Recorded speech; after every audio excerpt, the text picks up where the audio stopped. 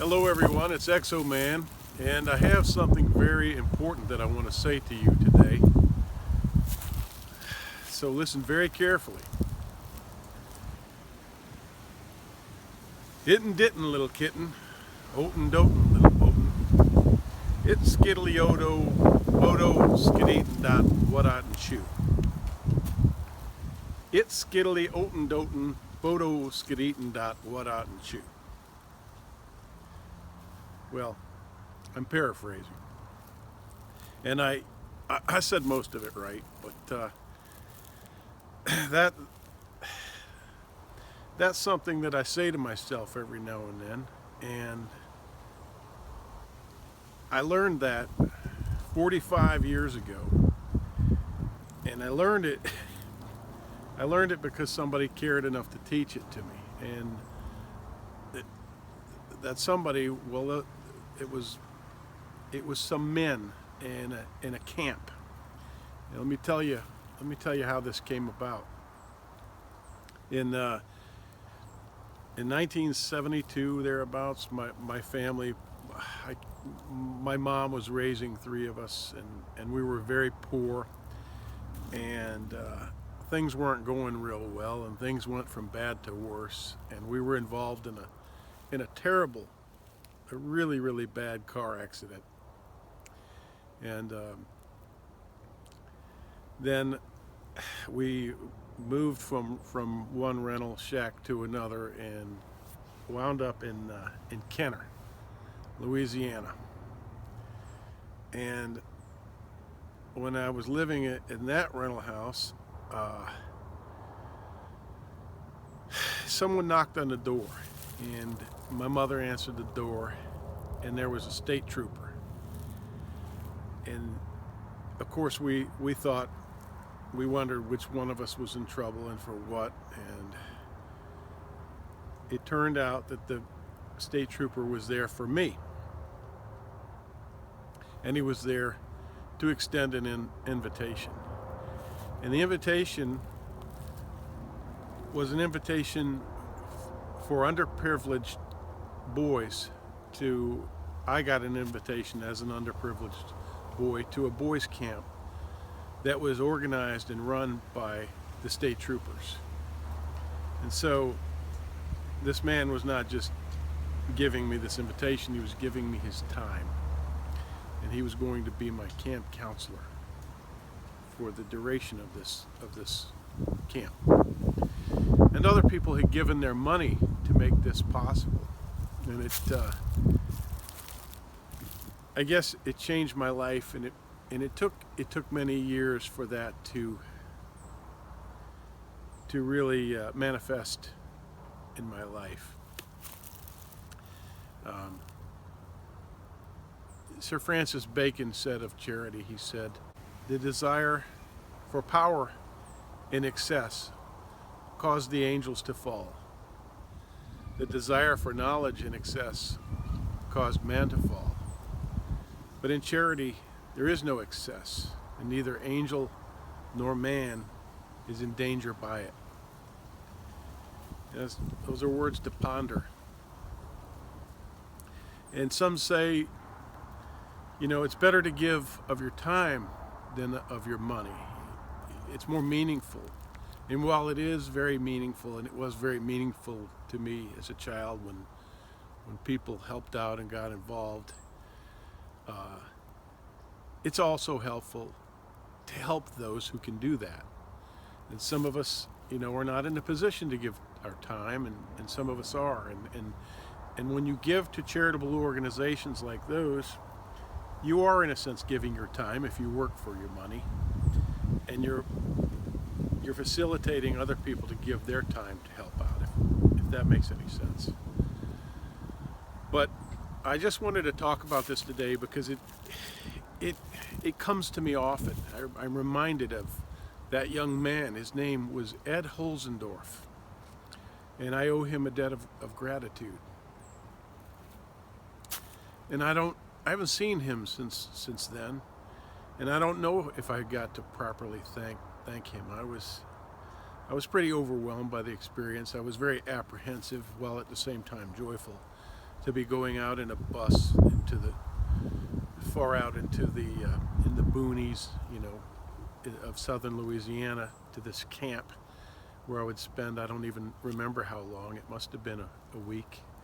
And I learned to canoe. I've never before or since been in a styrofoam canoe, but I was then. We had a bunch of them, and each of these state troopers who gave their time had a cabin, each designated so many boys, and we were a motley bunch of kids from different destitute backgrounds, kids who were abused and neglected and impoverished in some way. And these guys, they took time and they taught us camp songs, and they taught us how to cook with nothing but a tinfoil pouch and a campfire. They taught us how to box, put on boxing gloves, and they taught us how to box and things like that. But my life, interestingly enough, spiraled downward from there. Things just kept getting worse, and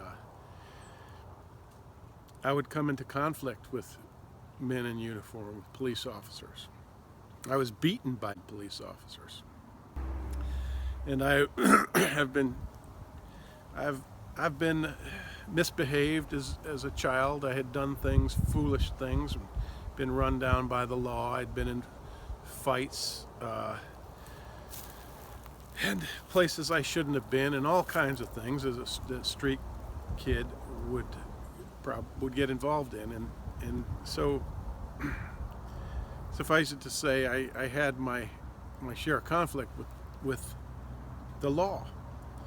But I remembered that it made an impression on me. It changed my life. I didn't know it, but it changed my life. It caused me to think more deeply about where I was and where I was headed, and who these people I was in conflict were. They were just men and women. They were just people like everybody else, some good, some bad, mostly good, I'd like to think. But there's a lot to think about and a lot to talk about. I won't keep you long, but I just when we think about giving, and when we think about, and I say yes, give what you can, when you can, as often as you can. And remember, it's great to give of your money, but in giving of your time, you make lasting impressions. Ironically, I would in later years, as a young man, try to get involved in the Big Brother organization, and I was not accepted. I don't know if they did a criminal check and found that I had some problems in my childhood with the law, but for one reason or another, I was not accepted to give of my time in that way. So my wife and I have, for the most part, chosen to give money to different charities, for children's organizations and things like that. And one such charity is exactly the same as that I mentioned. It's a law enforcement organization in the county where we live that takes children, underprivileged and neglected and abused children and teens, to camp. So also I would remind you to be careful when selecting charities, as there are, unfortunately these days, there are a lot of scams out there, and you could just as well flush your money down the toilet as giving it to some of the scam outfits. So there's always a way to find out.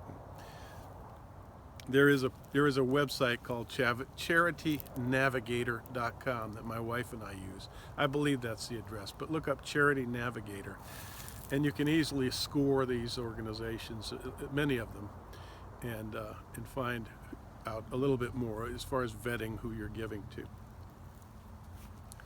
But yeah, so there's a thank you, 45 years in the making, to one Sergeant Ed Holzendorf. If you're still alive, I know you're an older man, you'd be well into your 80s. You were a younger man then. But thank you to Ed, and thank you to all the men and women who step up in charities and organizations and give so much. It means so much, and you never know. You never know the full and true impact of your actions and your deeds and your caring.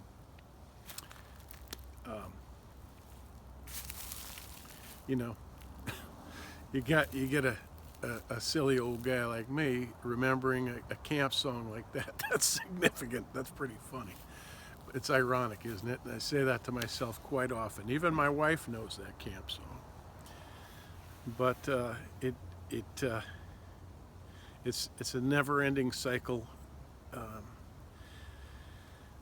of giving and receiving, and together we grow and we move forward as a civilization. This is how we do it. And that's all I wanted to say. I just wanted to give a big thank you and a big reminder to what difference it makes when you share your resources, your money, your time, whatever you have, your clothing.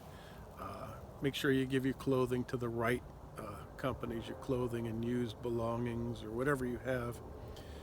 And thank you all. Just wanted to share that.